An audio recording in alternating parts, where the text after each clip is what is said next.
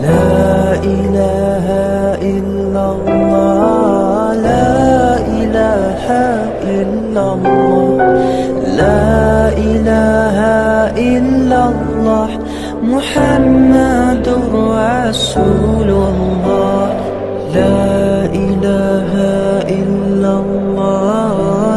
Negeri-negeri Islam dari timur sampai barat yang ada di dunia ini, dari utara sampai selatan yang ada di dunia ini, pasti di situ ada sumber daya alam yang melimpah yang Allah Subhanahu wa taala berikan.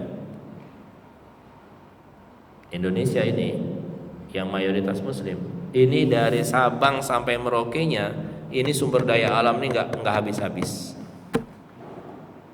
Kita dijajah oleh Belanda sekian ratus tahun, ya, dijajah oleh Jepang sekian ratus tahun, kemudian masuk order baru, order lama, order baru, ya, kemudian masa reformasi sampai saat ini sumber daya alam Indonesia ini belum dimanfaatkan dengan konsep industrialisasi yang bisa untuk menghasilkan satu produk yang lebih gitu. Tapi kita hanya ngambil ngeduk, kalau bahasa kita ya, kita kerok kemudian kita jual, kerok kita jual, ya. Baru sedikit saja proses industrialisasi yang ada di tempat kita. Ini kan menunjukkan bahwa negara kita begitu sangat kaya, ya. Salah satu sebabnya apa? Karena mayoritas masyarakatnya itu adalah orang-orang Islam. Sampai ada satu anekdot, ya, ada satu ungkapan. Kalau di situ ada orang nungging, sujud maksudnya, ada orang begini, berarti di situ banyak sumber daya alam. Di mana hamba-hamba Allah itu beriman dan bertakwa, pasti di situ ada keberkahan yang Allah Subhanahu wa taala berikan. Ya. Maka ini satu kaidah yang tetap, yang tidak akan berubah.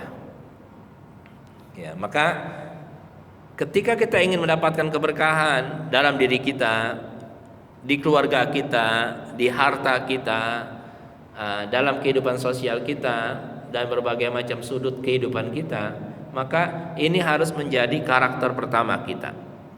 Said Qutb ketika menulis ayat ini, menafsirkan ayat ini, beliau berkata, sesungguhnya keberkahan yang akan terjadi bersama dengan iman dan takwa itu keberkahan di segala hal, kata beliau. Keberkahan di segala hal. Apakah keberkahan dalam jiwa, dalam perasaan, dalam ketenangan hidup, keberkahan dengan berkembangnya hidup ini dan meningkatnya hidup ini di waktu yang sama, dan bukan cuma sekedar melimpahnya materi, tapi ada kesengsaraan jiwa. Tapi keberkahan yang dimaksud di sini adalah keberkahan dengan banyaknya materi yang diiringi dengan kebahagiaan yang ada di dalam jiwa. Ini yang harus kita pahami, jamaah sekalian. Maka mari kita terus perbaiki diri kita, terus tingkatkan kualitas iman dan takwa kita, karena ini yang akan menghadirkan keberkahan di dalam diri kita. Satu saat ada salah seorang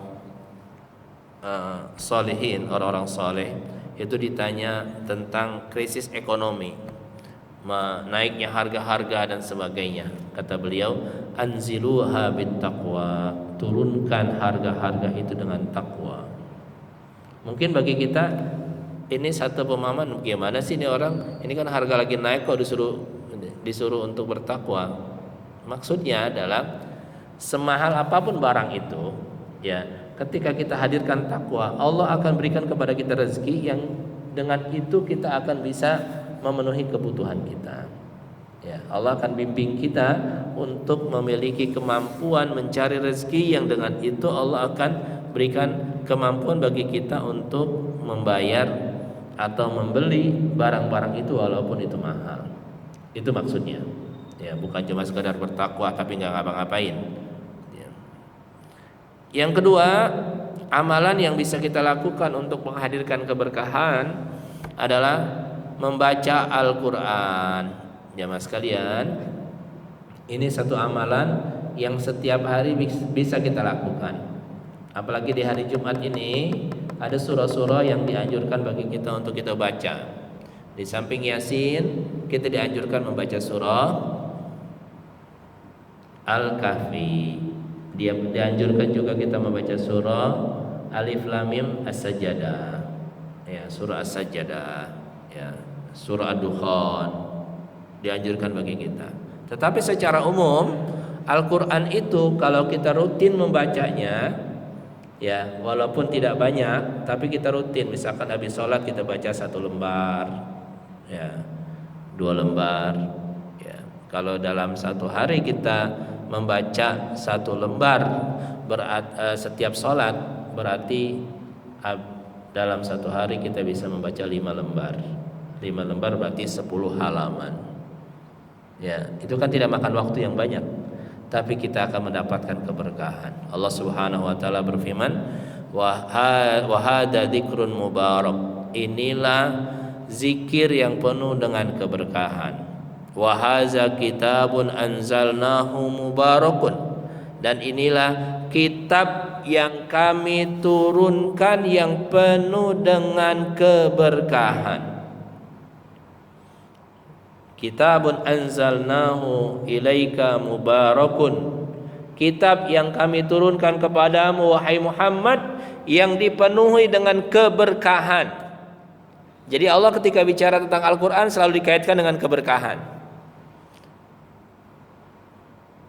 Allah menitipkan keberkahan ini atau meletakkan keberkahan ini dalam firman-Nya adalah keberkahan yang tidak akan pernah habis keajaibannya. Ya. Maka coba kita amalkan. Ya. Jadi ada ini peristiwa yang dialami oleh Habibie. Ya. Habibie itu kan seorang legend lah ya di masyarakat Indonesia. Habibie ini adalah seorang hamba Allah ya, yang dipenuhi dengan keberkahan yang sangat luar biasa. Salah satu penemuan beliau itu kan penemuan crack, patahan. Ya. Yang kita tahu patahan yang dimaksud di sini kan adalah patahan di pesawat. Pesawat itu kan ketika terbang itu memerlukan keseimbangan agar supaya tidak terjadi patahan. Yang menemukan konsep patahan ini, teori patahan ini adalah Habibie. Ya. Nah, ternyata kata Ilham Habibie, anaknya Habibie, konsep patahan yang ditemukan oleh Habibie ini itu bukan cuma di pesawat. Ya, termasuk juga di kapal selam, termasuk di pesawat ulang-alik, ya, pesawat antariksa. Ternyata teori crack yang ditemukan oleh Habibie ini digunakan oleh perusahaan-perusahaan dunia itu.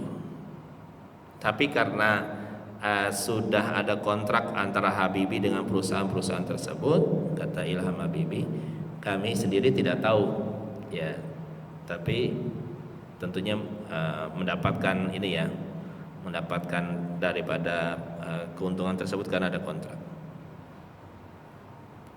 Satu saat Habibie melihat ada 2 orang Yahudi yang kecerdasannya luar biasa.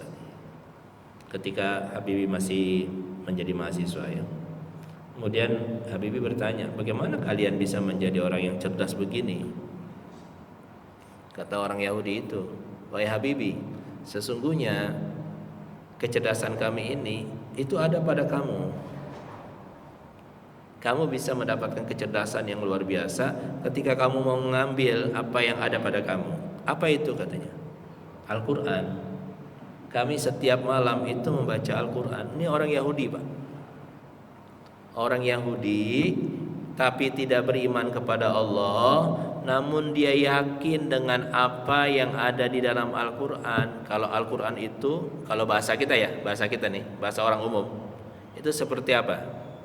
Seperti mantra-mantra, ya, yang bisa membuat orang itu memiliki kecerdasan. Setiap malam kami baca ini katanya. Jadi mereka itu membacanya bukan untuk beribadah kepada Allah, tapi ingin mendapatkan manfaat daripada keberkahan yang ada di dalam Al-Quran. Mereka dapat, dan dengan itu mereka merasakan ada kekuatan yang membuat mereka memiliki kecerdasan yang luar biasa. Ya, dari sejak saat itulah Habibie tidak pernah meninggalkan membaca Al-Quran. Ya, maka anak-anak yang tumbuh berkembang bersama dengan Al-Quran biasanya memiliki kemampuan kecerdasan yang baik dengan berbagai macam jenis kecerdasan yang ada di dalam diri manusia. Ini kan keberkahan yang Allah Subhanahu wa taala berikan kepada Al-Quran. Maka ketika kita baca Al-Quran, jamaah sekalian, ya, jangan cuma sekedar kita ingin mendapatkan pahala, itu bagus, tapi kita juga harus niatkan untuk mendapatkan yang lain, yaitu mendapatkan kekuatan, mendapatkan keberkahan, mendapatkan petunjuk, mendapatkan ilham, mendapatkan bimbingan dari Allah Subhanahu wa taala. Maka ketika kita membaca Al-Quran itu, jangan cepat-cepat, tapi iringilah dengan renungan-renungan yang dalam. Kalau kita nggak ngerti bahasa Arab, ambillah terjemahannya. Saya ingin bertanya pada diri saya dan kita semua, dalam umur seperti ini, apakah kita pernah membaca Al-Quran bersama dengan terjemahannya? Ini umur kita kan sudah 40, 50, 60. Pertanyaannya, pernahkah kita punya proyek bersama dengan Al-Quran, membaca Al-Quran bersama dengan terjemahannya? Kalau belum, buat sekarang. Kalau belum, laksanakan sekarang. Ini hari Jumat nih, kita buat ikrar di dalam diri kita, ya Allah, saya ingin baca Al-Quran-Mu dengan membaca terjemahannya sekalian. Coba dirasakan, akan ada suasana yang berbeda ketika kita membaca Al-Quran sambil kita pahami maknanya satu-satu. Sekarang kan fasilitasnya banyak, ya, fasilitas yang ada di HP itu ada terjemahannya juga. Fasilitas yang ada di dalam Al-Quran, bahkan banyak Quran-Quran cetakan sekarang yang terjemahannya itu setiap kita baca di bawahnya ada terjemahannya satu-satu. Bukan cuma terjemahan secara global yang ada di samping kanannya, tapi ada terjemahannya satu-satu. Sebelum kita meninggal, coba kita buat ini. Sebelum kita meninggal,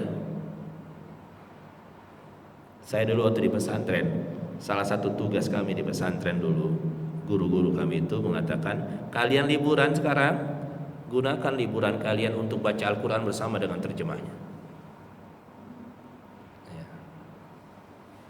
Coba sekarang kita manfaatkan waktu kita. Ya, banyak Ustaz, memang banyak, nggak apa-apa. Tapi di situ akan kita dapatkan keajaiban-keajaiban dalam hidup kita. Ini kan kita sedang berinteraksi dengan firman Allah. Ya, sedang berinteraksi dengan firman Allah Subhanahu wa taala yang maha agung. Ya. Ini coba kita buat. Kita tekadkan di dalam diri kita buat programnya setiap hari.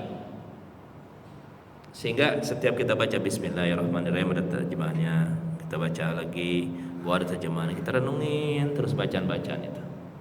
Pasti ada sesuatu yang ajaib yang akan kita dapatkan. Ya. Ini satu tantangan bagi kita semua. Tantangan bagi kita. Kita katakan, sebelum saya meninggal saya ingin membaca Al-Quran bersama dengan terjemahannya. Kalau ada azam, kalau ada keinginan, ya, iza shadaqal azmu wadhahas sabil.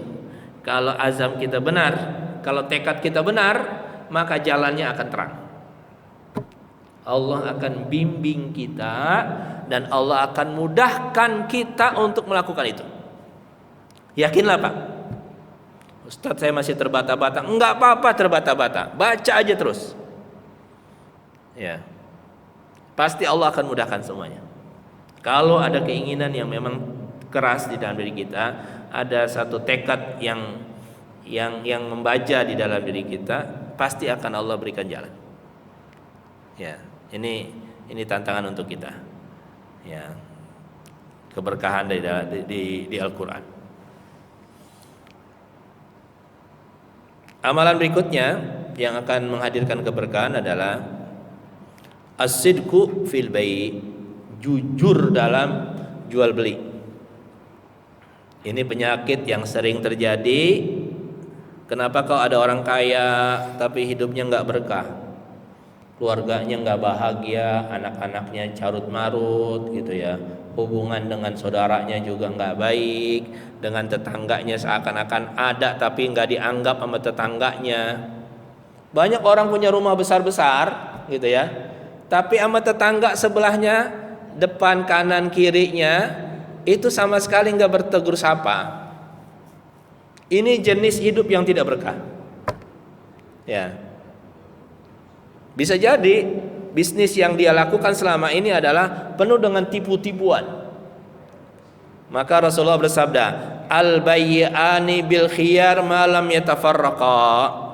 Dua orang yang berjual beli masih dalam saling diberikan kesempatan untuk memilih selama mereka belum berpisah.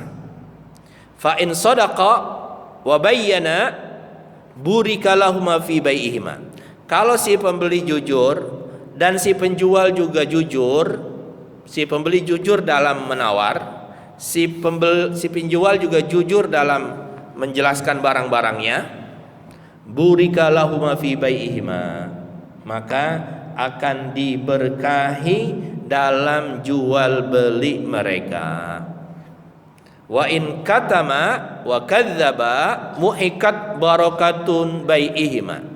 Kalau dalam menjual dan membeli ini ada yang disembunyikan, ada yang didustakan, maka akan hilang keberkahan, akan dihapus keberkahan dari proses jual beli mereka.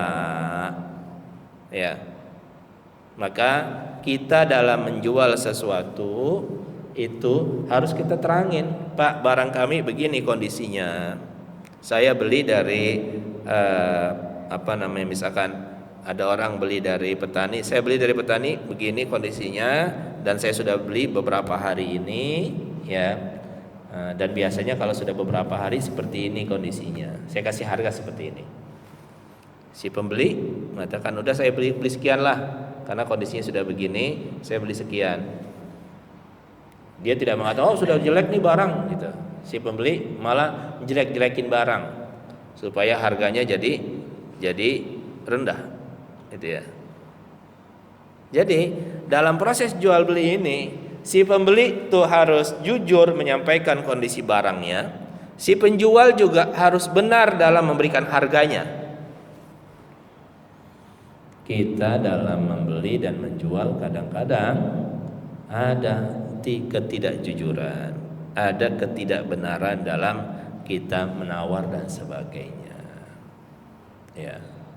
Kalau disembunyikan dan ternyata barang itu jelek, tidak seperti apa yang didengung-dengungkan, tidak akan ada keberkahan. Walaupun untungnya besar, ya, tapi tidak akan pernah ada kebahagiaan yang didapatkan. Ya. Maka itu kita dalam jual beli ini, ya, dalam maknanya yang luas juga, ini harus jujur, harus benar. Ya. Kadang kita ada sebagian orang ditawar nggak mau gitu ya. Yang namanya jual beli kan harus ada tawar menawar. Dia kata, enggak Pak, nggak bisa ditawar, harganya sekian gitu. Ini kan satu jual beli yang salah juga. Nggak boleh kita mematok harga seperti itu. Walaupun di mal-mal terjadi seperti itu kan. Ya, sebetulnya bil khiyar, masih ada pilihan selama belum berpisah.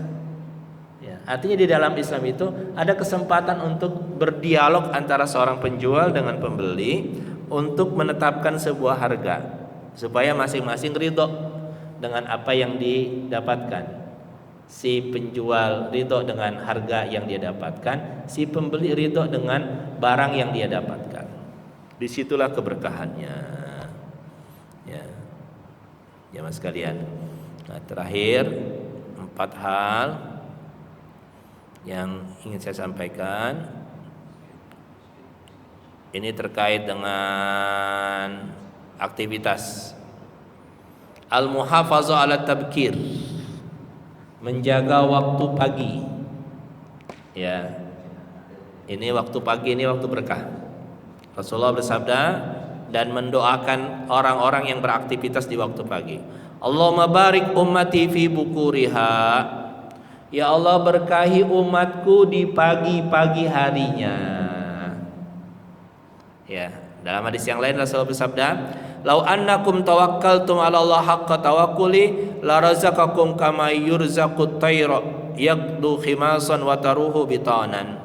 Seandainya kalian benar-benar bertawakal kepada Allah dengan tawakal yang benar, maka kalian akan mendapatkan rezeki dari Allah sebagaimana burung diberikan rezeki yang beraktivitas di waktu pagi hari dalam kondisi lapar, kemudian pulang di sore hari dalam kondisi kenyang. Artinya di sini Rasul sallallahu alaihi wasallam memberikan isyarat kepada kita memanfaatkan waktu pagi ini adalah aktivitas yang akan memberikan keberkahan. Ya, jadi kita nih alhamdulillah di hari Jumat ini setiap pagi kita duduk di masjid, ya, ketika matahari mulai terbit, di situ ada kebahagiaan yang akan kita dapatkan ketika kita isi dengan kebaikan. Ya, kenapa ayam berkokok di waktu pagi gitu ya, dan suasana alam begitu sangat nikmat. Allah menyebutnya wasubhi idza tanaffas, dan waktu subuh ketika mulai bernafas. Artinya seakan-akan ada kehidupan baru. Ya. Seakan-akan di sini hari itu memanggil-manggil kita untuk meninggalkan waktu tidur kita untuk kita gunakan dalam kebaikan. Ya. Jadi Ummul Mukminin Aisyah radhiyallahu an itu ketika melihat ada orang yang tidur di waktu pagi, itu Aisyah Ummul Mukminin radhiyallahu anhuma itu menegurnya, bagaimana kalian tidur di waktu pagi? Bagaimana kalian mau mendapatkan rezeki kalau kalian pagi-pagi tidur? Karena Rasul sallallahu alaihi wasallam setiap kali mengirim pasukan selalu di waktu pagi. Ya. Jadi Rasulullah tidak pernah mengirim pasukan di waktu siang. Setiap mengirim pasukan itu di waktu pagi karena ini waktu yang penuh dengan berkah. Jadi di sini kita harus memanfaatkan betul waktu-waktu pagi kita. Maka malamnya harus diatur supaya pagi harinya nggak ngantuk, malamnya diatur dengan baik. Ya, jangan begadang. Ya. Begadang nonton Piala Dunia. Ya. Tinggal 2 malam nih Ustadz katanya. Malam nanti malam Minggu, ya. Malam nanti kan Piala Dunia untuk yang 3 ya. Untuk mendapat juara 3 antara Maroko dengan apa? Dengan Kroasia. Ya. Besok malam Minggu untuk final antara Argentina melawan Prancis gitu ya. Kadang-kadang untuk hal-hal yang seperti ini akhirnya di pagi hari kita kita nggak bisa ngapa-ngapain. Ya, jadi jamaah sekalian, sekali lagi, inilah amalan-amalan keberkahan. Di samping ada makanan-makanan yang bisa kita konsumsi untuk mendapatkan keberkahan. Ya, tadi yang seperti saya sebut, zaitun, kurma, kemudian susu. Ya, ini adalah makanan yang keberkahan. Daging kambing, ini makanan keberkahan yang apabila kita konsumsi dengan teratur dan baik, ini akan memberikan kesehatan kepada kita. Ya. Inilah beberapa amalan yang bisa kita lakukan untuk mendapatkan keberkahan dari Allah Subhanahu wa taala. Sebelum saya tutup, ini sudah masuk waktu syuruk ya? Belum. 4 menit lagi.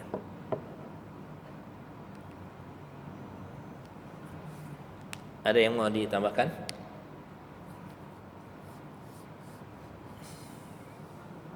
Iya. Kalau tidak, tadi saja yang ingin saya ini kan, membaca Al-Quran dengan terjemahannya, supaya kita bekerja dengan tetap semangat. Boleh dibuat grup untuk mengingatkan. Grup WA misalkan di masjid ini, siapa yang mau mengikuti program membaca Al-Quran bersama dengan terjemahannya, untuk saling ingetin.